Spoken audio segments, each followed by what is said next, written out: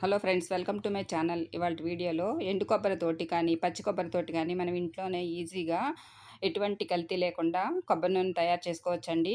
ఈ కొబ్బరి నూనె అనేది మనకి తలకు రాసుకోవటానికి కానీ లేదంటే మనము చేతులకి కాళ్ళకి కూడా ఈ చలికాలంలో ఎక్కువగా అప్లై చేసుకోవడానికి కానీ చాలా బాగా యూజ్ అవుతుంది.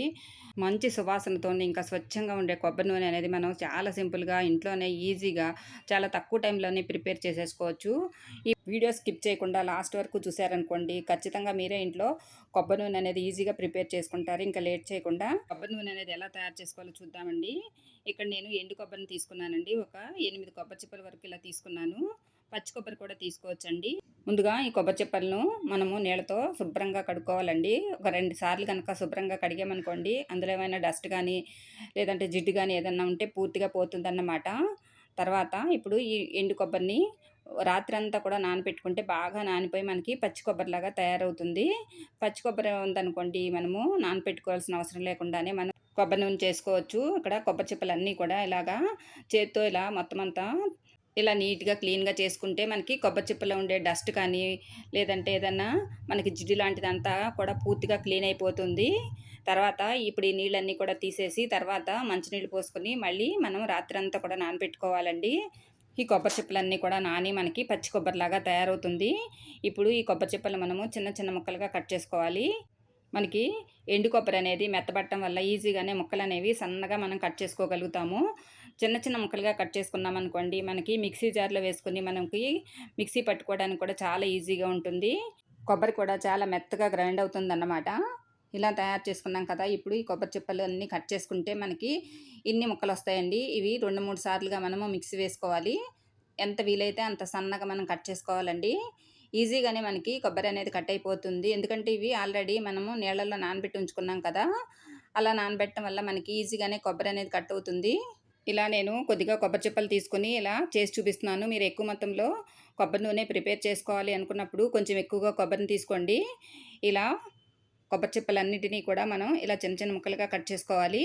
తర్వాత ఇప్పుడు మిక్సీ జార్ పెద్దది ఉంటుంది కదండి, ఆ జార్లో మనము ఈ ముక్కలను కొద్ది కొద్దిగా వేసుకొని కొద్దిగా నీళ్లు పోసుకుంటూ మనము ఈ కొబ్బరి అంతా కూడా గ్రైండ్ చేసుకోవాలన్నమాట. ఇలా కొబ్బరిని మనము కొంచెం కోర్సుగా గ్రైండ్ చేసుకోవాలి. ఆగి ఆగి పలసిచ్చుకుంటూ మనం గ్రైండ్ చేసుకున్నామనుకోండి, మనకి బాగా మెత్తగా నలుగుతుంది. చూడండి, ఇక్కడ ఇలా నలిగింది కదా, ఇప్పుడు దీంట్లో కొద్దిగా మనము వాటర్ పోసుకోవాలి. ఇలా వాటర్ పోసుకున్న తర్వాత మళ్ళీ మనము మిక్సీ పట్టుకుంటే మనకి చాలా మెత్తగా మనకి కొబ్బరి అనేది నలుగుతుందనమాట. మిక్సీలో అంతా కూడా ఇలా గ్రైండ్ అయిపోతుంది. ఇప్పుడు పల్చని కాటన్ క్లాత్ ఏదైనా సరే తీసుకొని ఇలా పెద్ద బౌల్ తీసుకొని తర్వాత మనము మిక్సీ పట్టుకున్నటువంటి కొబ్బరి ఉంది కదండి, ఆ కొబ్బరిని ఇలాగా ఈ కాటన్ క్లాత్లోకి ఇలాగ అంతా కూడా వడకట్టుకోవాలండి. ఇలా కొద్ది కొద్దిగా వేసుకుంటూ మనము ఇలా కొబ్బరి పాలు తీసుకోవాలన్నమాట. ఇలా కొద్దిగా వేసుకున్న తర్వాత ఇప్పుడు మనము ఈ 4 వైపులో కూడా ఈ కాటన్ క్లాత్‌ని ఇలా పట్టుకొని మనం గనక పాలు పిండామనుకోండి, మనకి ఈజీగా కొబ్బరి పాలనేవి వచ్చేస్తాయండి. గ్రైండ్ చేసుకున్నటువంటి కొబ్బరి ఉంది కదండీ, ఇదంతా కూడా మనం పాలనేవి ఇలా పిండిన తర్వాత మళ్ళీ మనకి ఈ కొబ్బరి అనేది పైన ఉంటుంది కదా, ఈ పైన ఉన్నటువంటి కొబ్బరి అంతటిని కూడా మళ్ళీ మనము మిక్సీ జార్‌లో వేసి మళ్ళీ కొద్దిగా నీళ్లు పోసుకొని మళ్ళీ మిక్సీ పట్టుకోవాలండి. అలా మిక్సీ పట్టుకోవటం వల్ల మనకి అందులో ఏవైనా ఇంకా కొబ్బరి పాలు గనక ఉన్నట్లయితే మనకి అన్నీ కూడా ఇలా పిండినట్లయితే వచ్చేస్తాయండి. ఇలా పిండితే ఇలా పాలనేవి ఇలా వస్తాయండి. చూడండి, ఇలా చిక్కగా పాలొచ్చినాయి కదా. ఇప్పుడు మనము 2 సార్లు ఇలాగా కొబ్బరి అంతటిని కూడా మిక్సీ వేసి ఇలా గనక పాలు తీస్తే మనకి ఆ కొబ్బరిలో ఉన్నటువంటి పాలన్నీ కూడా మనకి ఇలా కలెక్ట్ అవుతాయన్నమాట. తర్వాత ఇప్పుడు ఈ కొబ్బరి ఉంది కదండీ, ఇలా పిండేసినటువంటి కొబ్బరి అనేది మళ్ళీ మనము ఎండలో ఎండబెట్టుకొని ఫ్రిడ్జ్‌లో స్టోర్ చేసుకుంటే మనకి చాలా ఎక్కువ రోజులు నిలవ కూడా ఉంటుంది. మనము ఫ్రై కర్రీస్ చేసుకుంటే మనం ఎక్కువగా ఎండు కొబ్బరి వాడుకుంటూ ఉంటాము. అంతేకాకుండా మనం స్వీట్స్‌లో కూడా ఒక్కొక్కసారి ఎండు కొబ్బరితోటి స్వీట్స్ చేసుకుంటాం కదా, అలా కూడా ఈ కొబ్బరిని వాడుకోవచ్చు. ఇలా మనం మొత్తం అన్నీ ఈ కొబ్బరి ముక్కలన్నిటిని కూడా ఇలాగే పాలు తీసుకోవాలండి. ఫ్రెండ్స్, ప్లీజ్ ఒక చిన్న రిక్వెస్ట్ అండి. ఈ వీడియోలోని ఈ టిప్ కనుక మీకు నచ్చినట్లయితే ప్లీజ్ ఒక లైక్ చేయండి. మీరిచ్చే లైక్ అనేది నాకెంతో సపోర్ట్‌గా ఉంటుంది.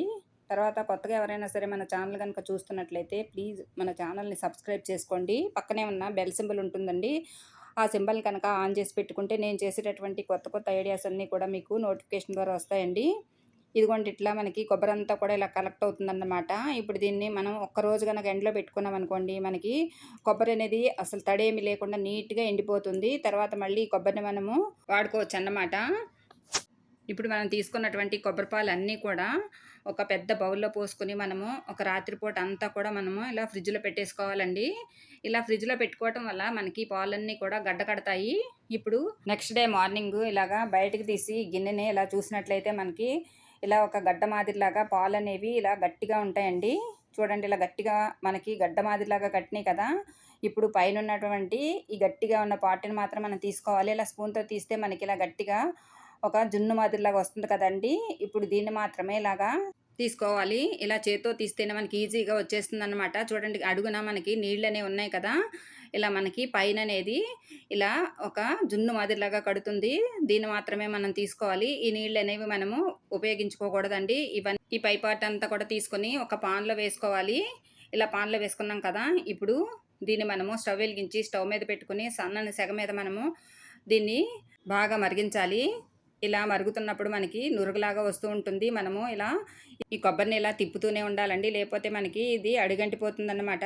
చూడండి మాడిపోయినట్లుగా అయిపోతుంది. ఇలా మెల్లమెల్లగా కరుగుతూ ఇదంతా కూడా మనకి మెల్లిగా కరుగుతూ అందులోంచి ఆయిల్ అనేది మెల్లిమెల్లిగా మనకి బయటికి వస్తూ ఉంటుంది.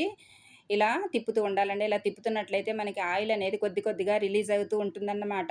ఇది ఒక 15 నిమిషాల పాటు మనం ఇలాగా తిప్పుతూ ఉన్నట్లయితే గరిటెతోటి మనకి అందులో నుంచి ఆయిల్ అనేది మెల్లమెల్లగా ఇలా రిలీజ్ అవుతూ ఉంటుందండి. ఆయిల్ అనేది వస్తూ ఉంటుంది. కొబ్బరి నూనె అనేది మనకి కనిపిస్తూ ఉంటుంది.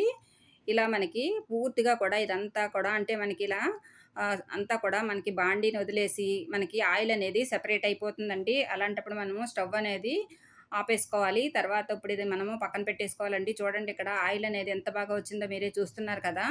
మనకి కొబ్బరి పైన ఉండేటటువంటి ఈ క్రీమ్ అంతా కూడా కరిగి మనకి ఇలా కొబ్బరి నూనె వస్తుందండి. తర్వాత మనము కొంచెం చల్లారిన తర్వాత ఇదంతా కూడా మనము ఒక బాటిల్‌లోకి ఇలాగా వడకట్టుకోవాలండి. చూడండి కొబ్బరి నూనె అనేది ఎంత ప్యూర్‌గా వచ్చిందో మీరే చూస్తున్నారు కదా! ఇక్కడ 8 కొబ్బరి చిప్పలకి ఇంత కొబ్బరి నూనె వచ్చిందండి. ఎక్కువ మొత్తంలో తయారు చేసుకోవాలంటే కొంచెం ఎక్కువ మొత్తంలో ఇలా తయారు చేసుకొని మనము ఇంట్లో వాడుకోవచ్చు. గ్లాస్ బాటిల్‌లోకి మనము టీ వడపోసుకునేది ఉంటుంది కదండీ! ఆ వడపోసుకునే దాంతో మనం ఇలాగా ఈ ఆయిల్ అంతా కూడా వడకట్టుకోవాలి. గ్లాస్ బాటిల్‌లో కనుక మనం స్టోర్ చేసుకున్నట్లయితే చాలా ఎక్కువ రోజులు మనకి చాలా ఫ్రెష్‌గా ఉంటుంది. కొబ్బరి నూనె అనేది మనకి మంచి సువాసనతో కూడా ఉంటుందండి. ఇలా కలెక్ట్ చేసుకున్నటువంటి ఆయిల్ అనేది మనము ఇంట్లో వాడుకోవచ్చండి. బయట మార్కెట్‌లో మనం గనక కొబ్బరి నూనె కొన్నట్లయితే అది ఎంతో కొంత కల్తీ కలుపుతూనే ఉంటారు కదా! అలా కాకుండా మనము మన సొంతంగా ఇంట్లోనే తయారు చేసుకుంటే ఎటువంటి కల్తీ లేకుండా ప్యూర్ కొబ్బరి నూనెను తయారు చేసుకోవచ్చు. ఇది మనము తలకు రాసుకోవచ్చు. ఇంకా చిన్న పిల్లల తలలకు కూడా పెడుతూ ఉంటారు కదా! ఒంటికి కూడా ఆయిల్ పెడుతూ ఉంటారు కదా! ముఖ్యంగా మనకి చలికాలంలో ఎక్కువగా పాదాలు పగులుతూ ఉంటాయి. చేతులు, కాళ్ళు కూడా పగులుతూ ఉంటాయి కదా! అలాంటప్పుడు ఇలా తయారు చేసుకున్నాం కదండీ! ఈ ఆయిల్‌ని కనుక రాసుకుంటే మనకి చర్మం కూడా చాలా మృదువుగా ఉంటుంది. కొబ్బరి నూనె కూడా మనకి మెరుస్తూ ఉంటుందండి. చూడండి ఇక్కడ ప్యూర్ కొబ్బరి నూనె అనేది మనం తయారు చేసుకున్నాం కదా! ఇది కూడా మంచి సువాసనతో ఉంటుంది. ఇది మనం గ్లాస్ జార్‌లో కనుక స్టోర్ చేసుకుంటే చాలా ఎక్కువ రోజులు ఫ్రెష్‌గా ఉంటుంది. అంతేకాకుండా మనము మెంతులు ఇంకా కరివేపాకు కలిపి కొబ్బరి నూనెలో వేసుకొని తర్వాత అది బాగా మరగనిచ్చి తర్వాత మనము గ్లాస్ జార్‌లోకి తీసుకొని ఆయిల్‌ని కనుక మనం తలకు పెట్టుకున్నట్లయితే మనకి జుట్టు అనేది చాలా ఒత్తుగా పెరుగుతుంది. మనకి చాలా ఈజీగా చాలా తక్కువ టైంలోనే స్వచ్ఛమైనటువంటి కొబ్బరి నూనె అనేది మనం తయారు చేసుకొని ఇంటిల్లిపాది వాడుకోవచ్చు. ఈ వీడియో మీకు నచ్చిందనుకుంటున్నాను. Thank you for watching this video.